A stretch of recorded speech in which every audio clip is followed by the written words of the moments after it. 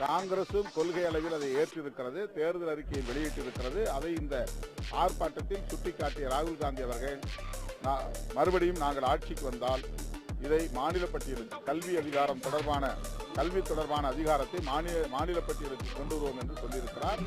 அதை வரவேற்கிறோம். காங்கிரஸ் அதை ஏற்கனவே செய்ததை, அதாவது ஒத்திசைவு பட்டியலில் கொண்டு போனதை மாநில பட்டியலில் கொண்டு வர கடமைப்பட்டிருக்கிறது. அந்த கடமையை உணர்ந்து ராகுல் சொல்லியிருக்கிறார் என்று நம்புகிறேன்.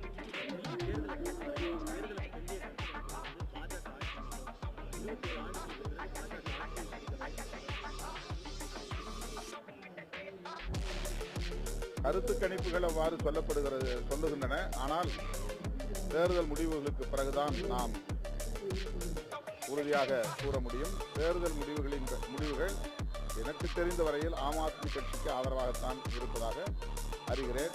ஆம் ஆத்மி